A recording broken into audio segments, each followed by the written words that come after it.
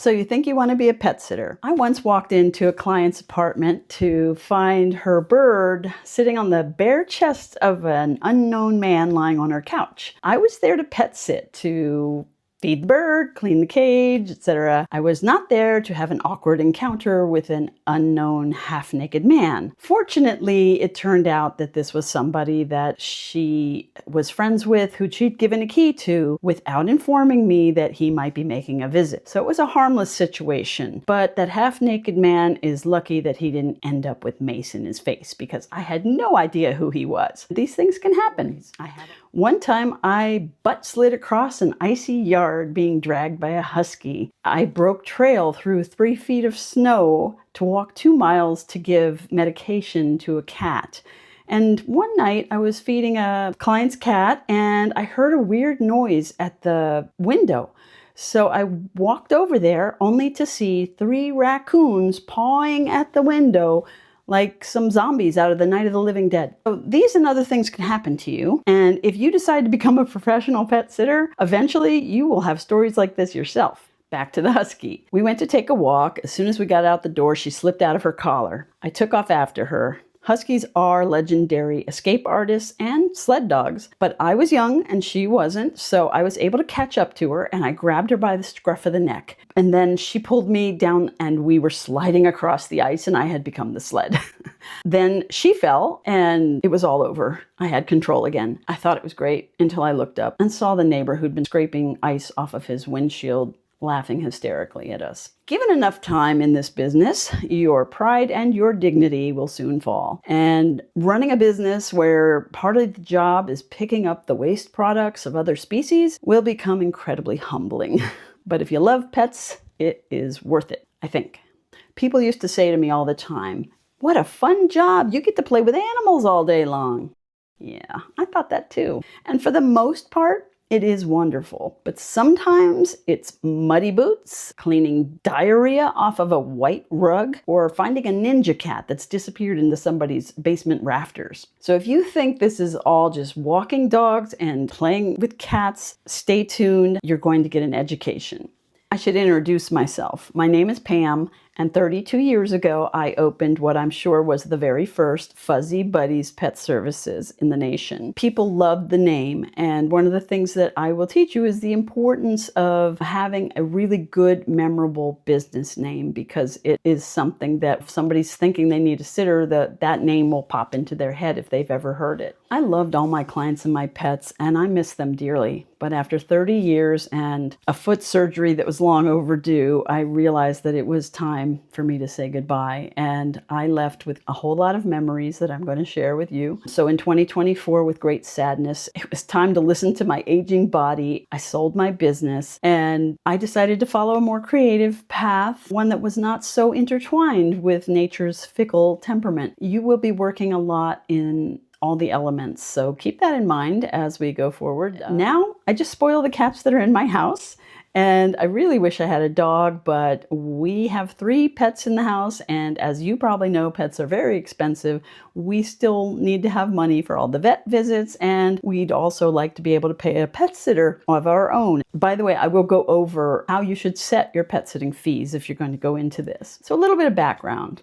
I actually got into pet sitting when I was working as a veterinary technician. I spent 4 years learning how to handle animals, care for injuries, learning about their illnesses and what was done to treat them. Then something unexpected happened. The veterinarian I worked for had customers asking him, "Do you know anybody who can take care of my pets when I'm away?" So what did he do? He said, "Pam will do it." And he pointed at me. He didn't ask. I was just volunteered, but I decided to do it. That was in the early 90s, before people had even heard of a pet sitting service or pet sitting business. And one day I saw a brochure in the lobby on a cat sitting business, and a light bulb went off in my head, because I realized I'm already getting paid to pet sit. for people. I could actually do this for a living, full time, and I could quit that job.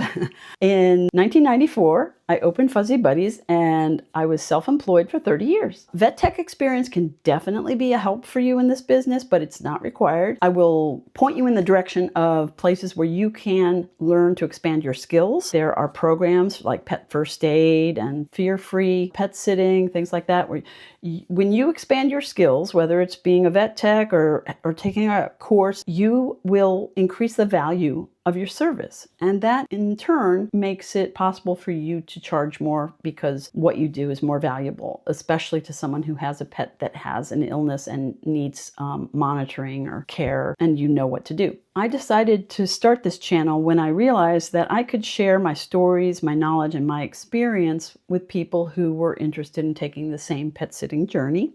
Most of what I learned the hard way, but I hope sharing my challenges, my mistakes, and my successes will help to make things easier for you. Not having to spend your days surrounded by humans is a big perk, but if you don't genuinely love animals, find another profession. Pets deserve to be cared for by people who truly love them and want to be around them. And honestly, on the bad days, and there will be bad days, that may be all that gets you through.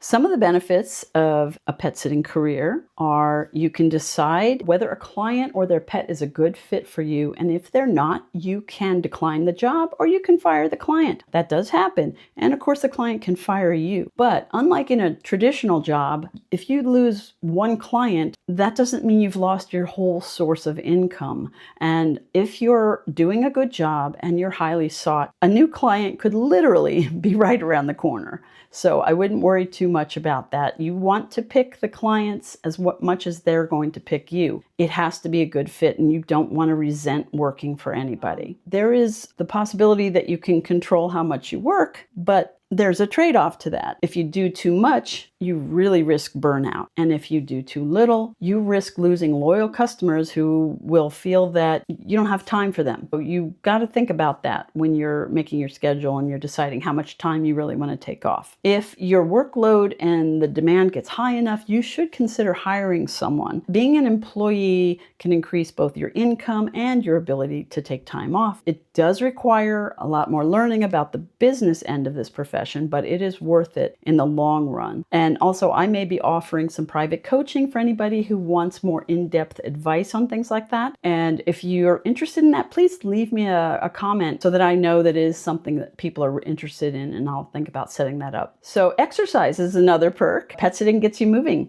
Walking dogs burns calories and lowers blood pressure. Cat visits are actually very active. With cats, you'll go into a house, you may go downstairs to scoop the litter box, come back upstairs to do the feeding, and then you have to go to the next level up to find the cat that's hiding under the bed. So it is a very active day.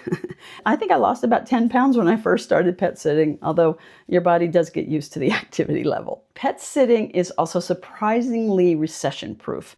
And even during hard economic times, and especially if people are working two jobs, they really have to hire somebody to take care of their pets because they're not home very much and the pets really need to go out. Even during the pandemic, I found that I did lose all my vacation people because obviously nobody was traveling, but I did keep the few midday walks that I still had. I kept those because people were working from home and they still needed somebody to walk their dogs. It's very hard to put this kind of a business out of business because there's always a demand for it. And despite the talk of robots taking over everything, I have a lot of trouble envisioning dogs being walked by robots.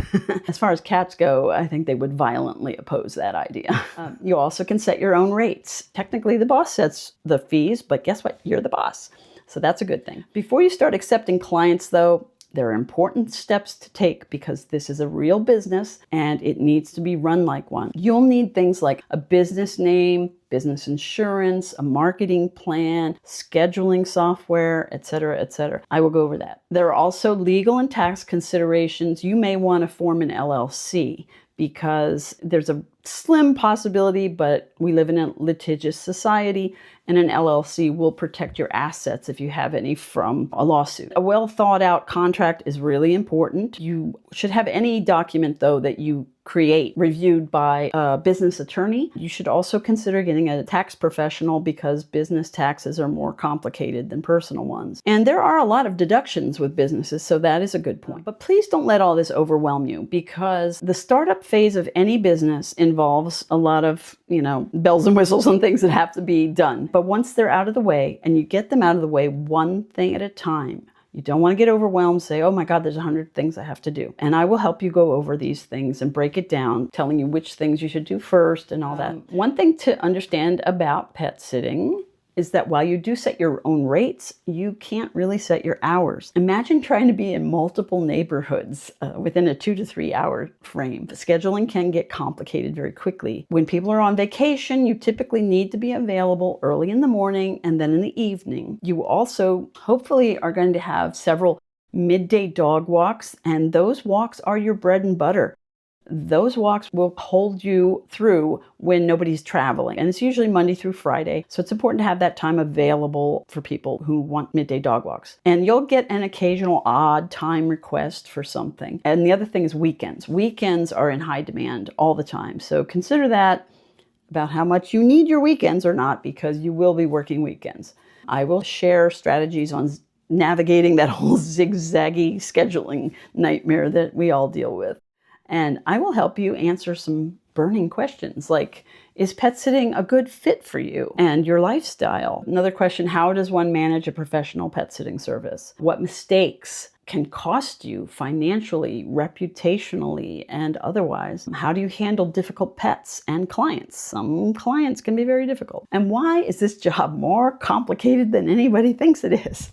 And of course, there will be plenty of good, bad, and ridiculous stories because I've got lots of them. For most of my career, I worked as a solo pet sitter, and I had a very personal connection with my clients. Nowadays, lots of large pet sitting companies that employ like 20 people or something, I think the personal connection with those companies tends to fall by the wayside. Both models have their pros and cons. I mean, if you have employees, even 1 or 2, it really helps you to be able to avoid burnout because you won't be working all the time. But when you get to the level of a large company, there are trade-offs. A large company may be able to guarantee somebody's definitely going to be there and nothing's going to happen.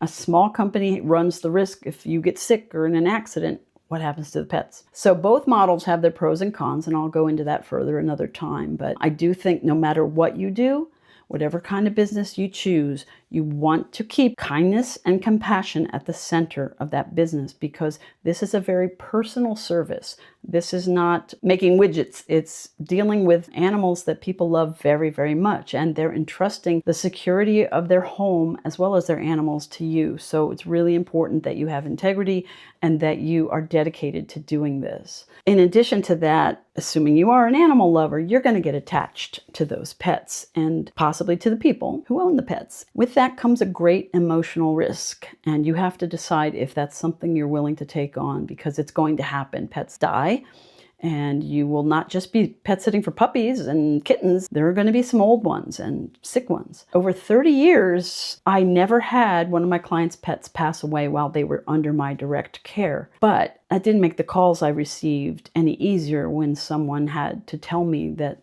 their pet just passed away. In those moments, you're not just a service provider. You're someone who loved that animal too. And in some cases, you might be the only source of comfort to a grieving client. And that's a heavy weight to have, but it's also what makes this work really meaningful. Anyway, that's the introduction to what I'm talking about here, and I will be releasing a more in-depth how to start a pet sitting business soon. If you're curious already, leave me a comment and tell me what you want to know about. And if you're just a sitter looking for advice, or you're just somebody who enjoys animal stories, I hope you'll join me. Thank you so much for watching. Please take care of yourself and all your fuzzy buddies that you love, and I'll see you next time. Take care. Bye.